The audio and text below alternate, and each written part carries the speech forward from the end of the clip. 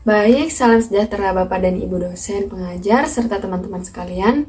Perkenalkan kami kelompok 23 yang beranggotakan saya sendiri, Margareta Ita Yudasari dengan NIM 21-2020-036 dan teman saya Gabriel Kevin Saputra dengan NIM 21-2020-344. Kami akan mempresentasikan hasil dari mini proposal kelompok kami, yaitu dengan judul Analisis Pengaruh Pengembangan Karir dan Pelatihan Terhadap Retensi Karyawan pada PT Sido Muncul.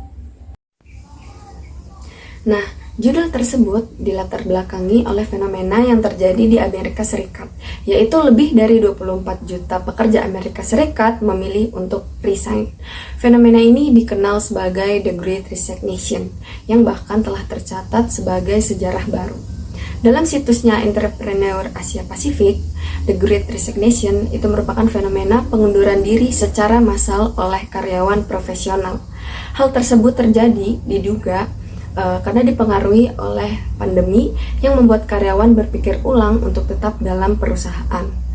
Nah, meskipun fenomena ini tidak terjadi di Indonesia, tetapi hal ini tuh perlu menjadi perhatian lebih bagi perusahaan dalam mempertahankan karyawannya.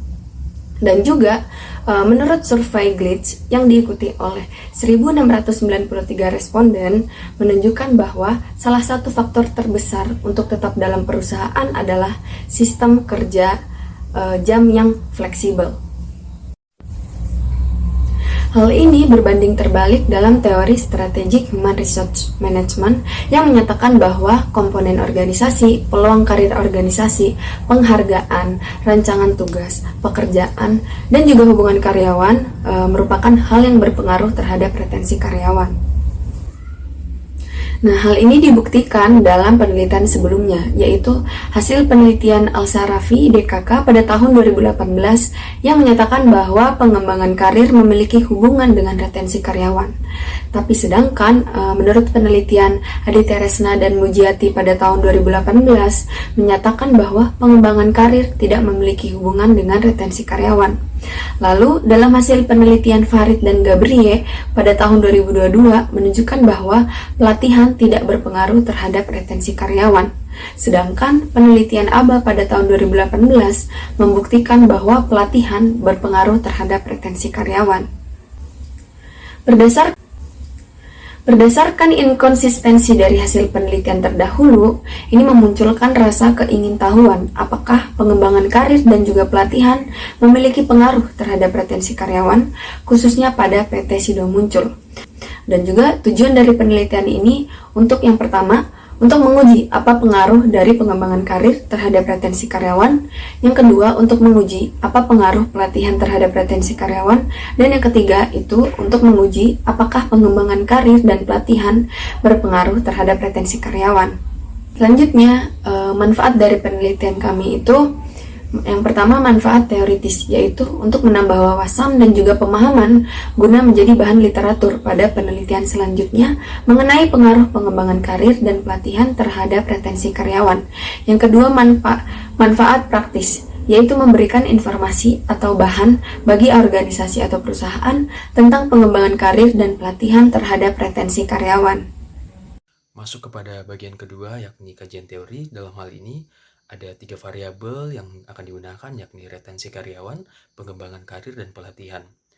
Dalam retensi karyawan, penelitian yang dilakukan oleh Mattis dan Jensen di tahun 2010 menjelaskan bahwa dalam teori retensi karyawan dikatakan dalam mempertahankan karyawan dapat dilihat dari 5 dimensi utama, yaitu peluang karir, komponen perusahaan, rencana pekerjaan, penghargaan, dan hubungan antara karyawan di dalam suatu perusahaan. Kemudian kepada pengembangan karir, teori ini mengatakan bahwa pengembangan karir merupakan kesempatan bagi karyawan untuk dapat tumbuh secara pribadi dan profesional.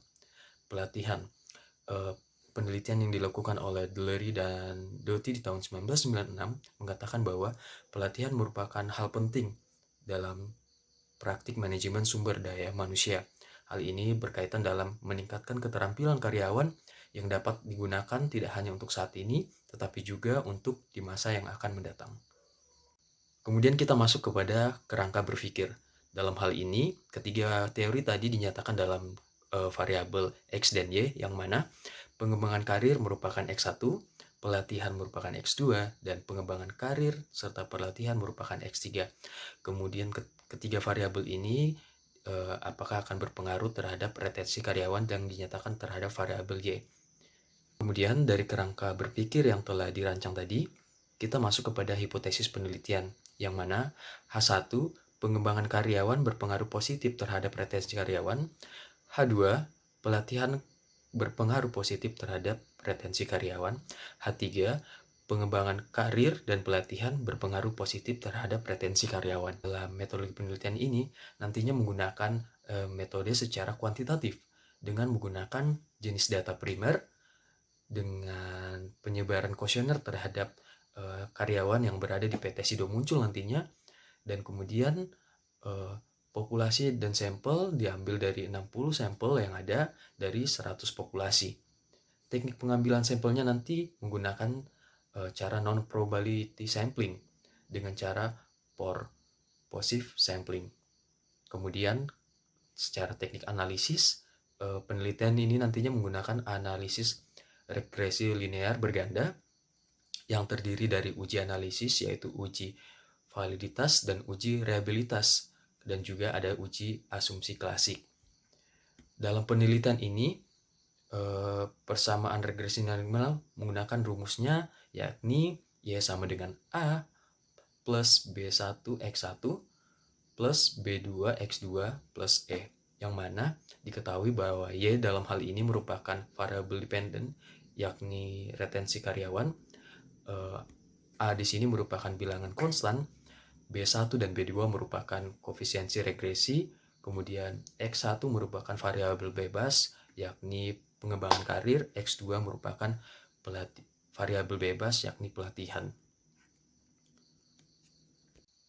Demikian yang bisa kami sampaikan terkait mini proposal kami. Kami sadar ada banyak kekurangan terkait penyampaian materi ini, maka dari itu kritik dan saran akan membantu kami untuk lebih maju ke depannya. Kami juga mengucap terima kasih terhadap Asdos dan juga dosen pengajar selama 1 semester ini yang telah membantu kami menyelesaikan mata kuliah ini. Kurang dan lebihnya mohon dimaafkan. Terima kasih, Tuhan memberkati kita semua.